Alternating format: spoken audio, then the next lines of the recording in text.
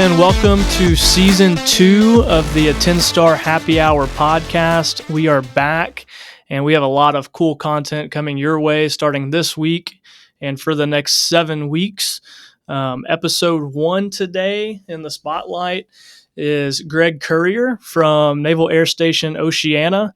And thanks so much for joining us today, Greg. I'll give you the floor and let you introduce yourself and talk a little bit about what you do. Thanks, Brendan. Like you said, I am the Air Show Director at Naval Air Station Oceana. I've been in that role for 3 years now, started in 2022, and picked up the show the first year returning from COVID. They took a 2-year hiatus, 20 and 21. I've worked for the Navy my entire adult life. For those that are familiar with, I worked for Morale, Welfare, and Recreation, MWR.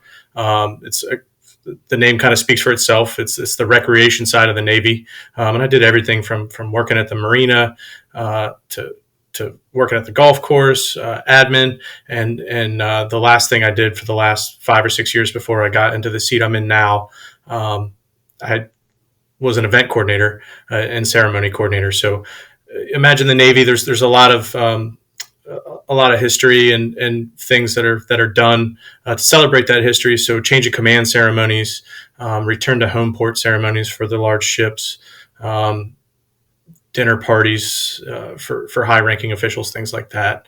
I work to plan.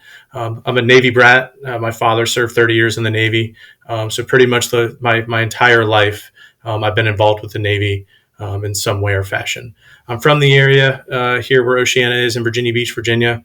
I love it. I grew up here, went away for college for a little bit, but ended back up in Virginia Beach and love what I do.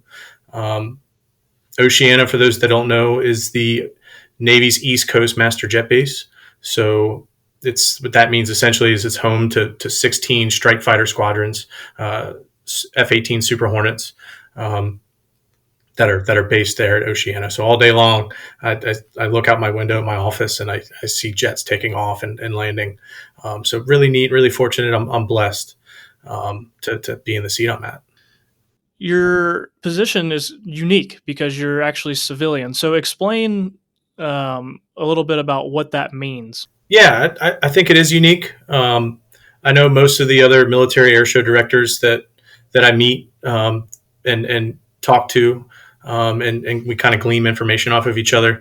Most of them are military active duty, and as we know, those billets are only filled for 2 to 3, maybe a little bit longer, 2 to 3 years, or extended a little bit longer after that. So for me, I think it's important that the Oceana Air Show director that was in the seat before me, he did it for over 20 years. And so it's a big legacy, a big shoes to fill, and I'm looking to continue to improve upon everything that was here before me. But yeah, it's unique. I think continuity in my position is important. I'd like to see more military installations fill the air show director role with a civilian billet. Again, I said it a little bit ago, but continuity in order to bring everybody together and get all of the work that's being done in different vacuums, get it all together into the same vacuum and work towards the same goal to put on an air show, an open house event to open the base to the public. Super important, and I'm glad I'm doing it. Big topic of this podcast episode, what we'll talk a lot and mostly about today, is funding a military air show and where that funding comes from. Sponsorships, the military funding, all the places where we get the financial assets to actually put on a military show. So, Greg, talk to us a little bit about that and educate us about the funding side of a military air show. Yeah, it comes with its challenges, but really there's 2 main streams of funding for military air shows. My background, thankfully, came from the non-appropriated funds, or otherwise known as NAF. That's where MWR kind of lays. There's also the appropriated funds, APF, which is where I directly work now. So I'm able to, I think, again, going back to me being in the seat I'm in and it being unique, I'm kind of able to see both sides. I came from one and I'm in another. And of course, I still have a lot of relationships from the NAF side, from the MWR side, that I'm able to use and work alongside with to move forward. So again, main streams of funding, APF and NAF. First and foremost, the reason why the military air shows are given money on the APF side to have an air show is their community relations events. So, or otherwise known as ComRel. You may hear that term a lot, but ComRel events, open house events exist so that the military can show what its mission is, what its equipment is, what the facilities look like to the broader public, and also inform the public about what the personnel that work on these installations in their community do every day, what the equipment is, and the technology that's utilized. Of course, the biggest thing is enhancing recruitment and retention and morale overall of the sailors. And then, of course, if you're on an Air Force base, Army base, Marine Corps base, the soldiers, airmen, Marines, things like that. So I kind of had to preface everything with that. It's important for people to know that there's a reason why the military air shows are given APF funds. And what APF funds are, they're allocated from our headquarters, our higher headquarters, and they go to support the military performers and the military static displays. So think the Blue Angels, they have requirements for, they need rental cars, they need fuel, they need things like that. And also the large static displays. If you're bringing in a B-52 from Minot, North Dakota, all those airmen need hotel rooms to stay in. They need rental cars. They need to be supported, and that's where the APF funds come into place. Another big thing that the APF funds support are things like basic health, sanitation, safety, security, and of course comfort for the spectators as well.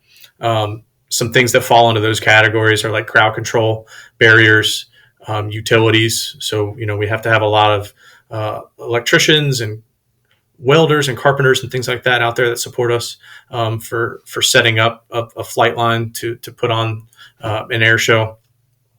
A lot of portable toilets. You can't have a large scale event. You can't have any kind of event without a required amount of portable toilet facilities and hand wash stations. So that's super important and is funded by APF. And then, of course, to keep the event safe overall, using and renting security scanners, a walkthrough scanner or magnetometers, depending on where you're at. On the APF side, there's no revenue that's coming in. So again, this is a budget that's allocated to our installation to put on this air show annually. On the other side, the non-appropriated fund side, there is revenue that comes in because the NAF has to break even. They can't spend money on an air show and lose money on the back end. So there is some revenue that comes in. Some of that revenue, you said it earlier, sponsorships. So we have a robust sponsorship department at Oceana, or I should say in the Mid-Atlantic region. They've been doing it for years. They do a great job bringing in sponsors, both cash sponsors and in-kind sponsors. Both serve their purposes and roles, and super important. We also can do things like paid seating and chalet experiences. So that's also under the NAF. All of that type of money comes in to support the civilian performers. So people like Mike Cooley and people like Rob Holland. They also have hotel, rental car, fuel, and support items that they come with expenses, right? So the revenue goes to offset stuff like that. And also there is a large workforce that comes in from the MWR folks to do that. Another piece that I didn't talk about was the concession piece. So we're fortunate in our area. We have a really strong partnership with the Navy Exchange Service Command. For those that know and that have been around Navy bases, Navy Exchange stores are on every Navy base, from Oceana here in Virginia Beach to a base in Japan to a Navy base in Sicily. Every Navy base has stores where the sailors can go and purchase their necessities and clothing and things like that. So Navy Exchange their headquarters is here in Virginia Beach. So we work with their team to manage all of the food and concessions, food and merchandise concessions, which is a huge task, right? That's a big ask for an air show. They also bring in things like for entertainment, like bounce house zones, and we have a hangar set up with a bunch of gaming entities that they work with, things to kind of keep all different generations engaged in the air show.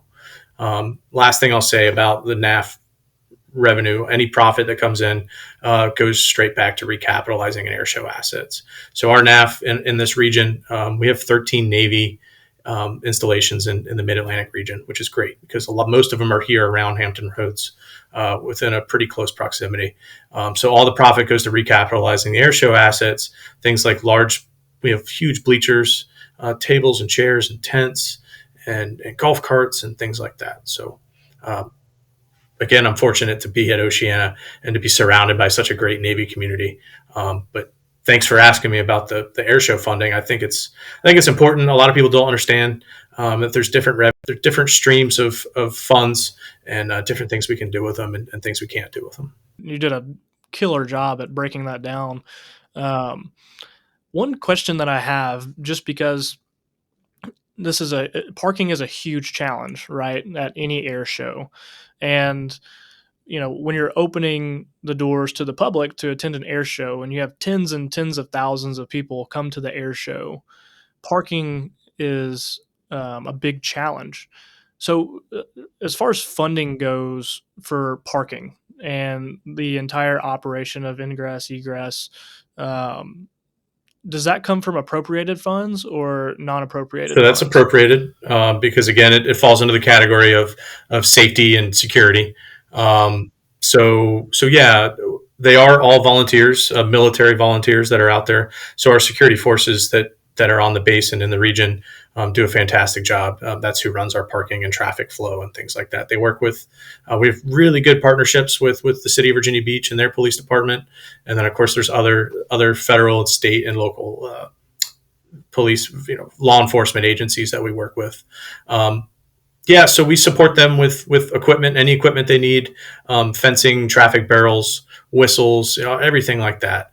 We support them. They are military workers, so we don't have to pay that labor force directly, which of course helps our budget. But yeah, there's just in the parking and traffic flow working annex, there's over 200 volunteers that are out there working. Some of the military shows that we have worked with will make a decision to sell a free parking pass, and that's been something that's become more and more popular for some of our military shows that we work with, and I think it's a brilliant idea because obviously a military show is going to be free, open to the public. Parking is going to be free. Admission is going to be free. Like you said, Greg, you guys sell premium seating at the air show, but that general admission is completely free. It's open to the public, which is exactly what you guys want to do. We want to bring in as many people as possible to the air show, and allow anyone to experience the air show.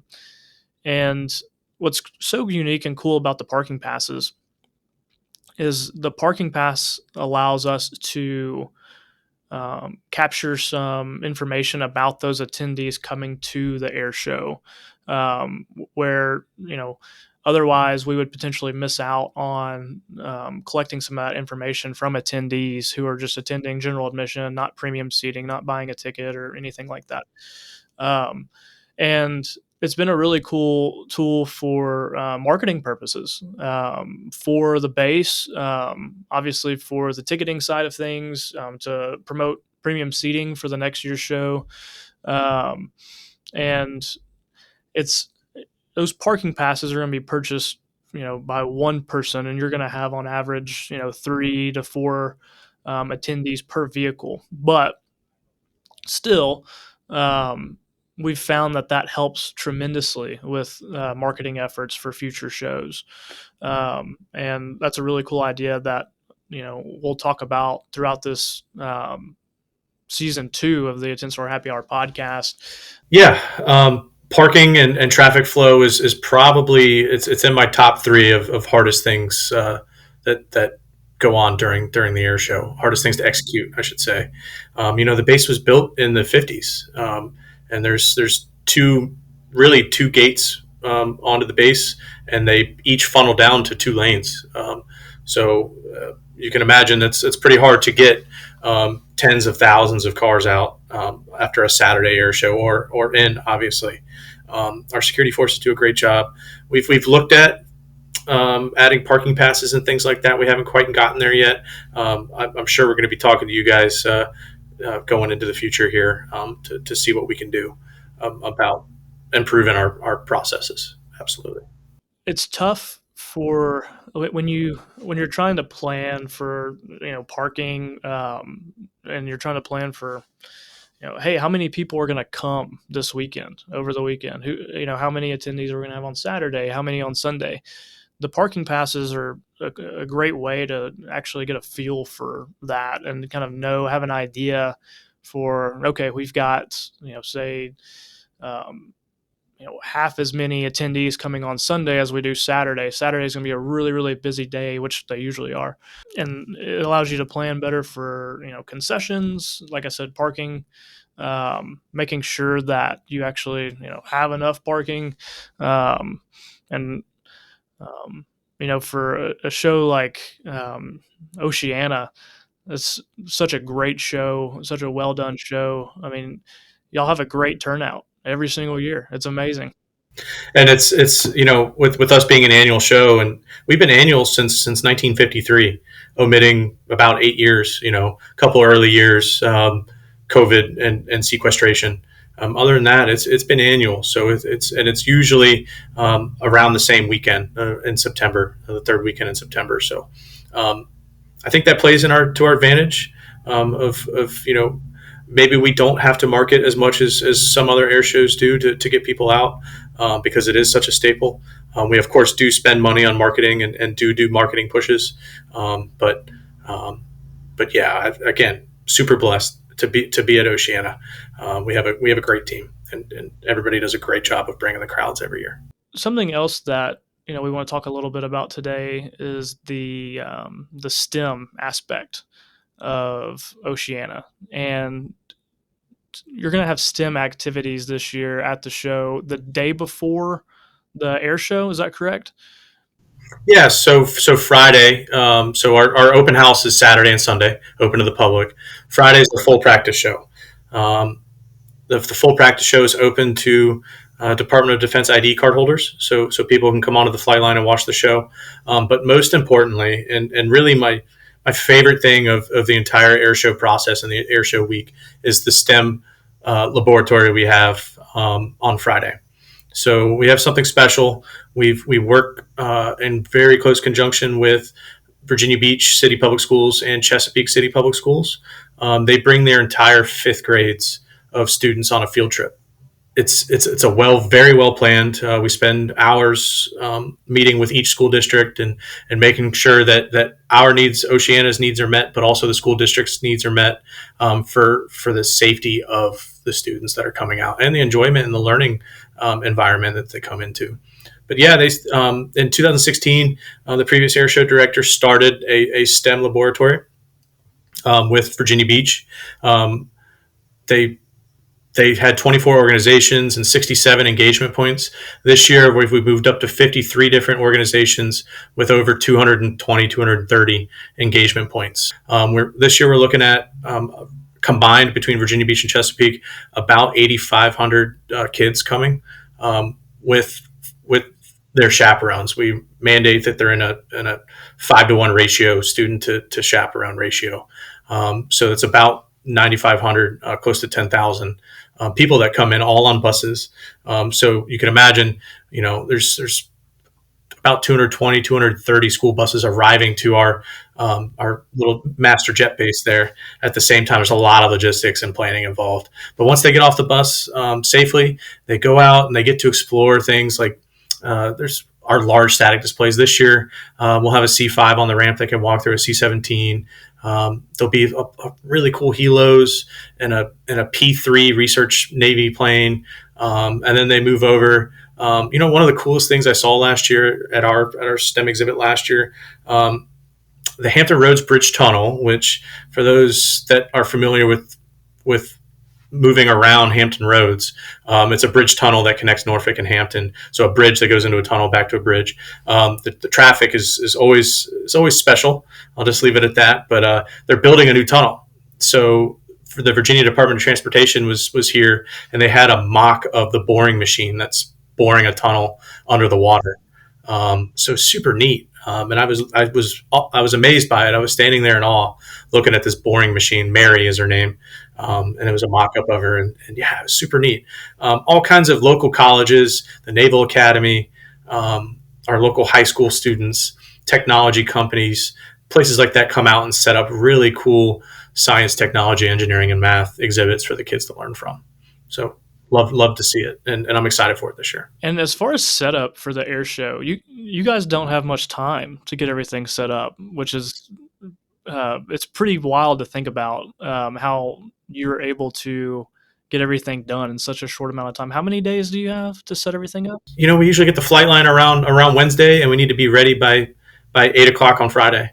So Wednesday at noon. So it's about a day and a half.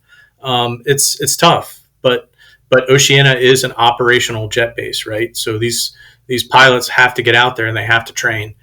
So any little bit that we close down the airfield affects their training plans. So we have to keep that in mind and work with the wing to make sure that the pilots get out there and train. But yeah, so we do a lot of things to mitigate the time. We pre-build. In fact, it just started last week. We're pre-building most of our tents that we're building. We're doing maintenance checks on everything.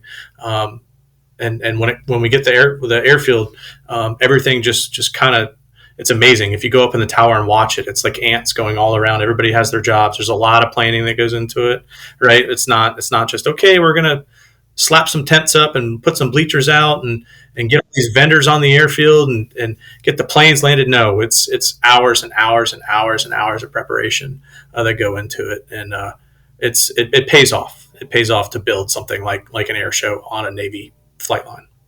Last time we chatted, we talked about was a little bit about the volunteers and how nothing would be possible without the volunteers as far as putting the air show on, and talked a little bit about really the proper way to take care of volunteers at your air show. Talk a little bit about the volunteers that you guys have come out and or will be having come out for this show coming up soon, and talk about, I guess, what you guys make sure to do to take care of those volunteers. So, in our air show planning cycle, we have, starting about 5 months out, we have an every other week meeting, and now we're into weekly, right? With our committee leads, we have about 150 committee leads that manage certain areas and are in charge of certain areas.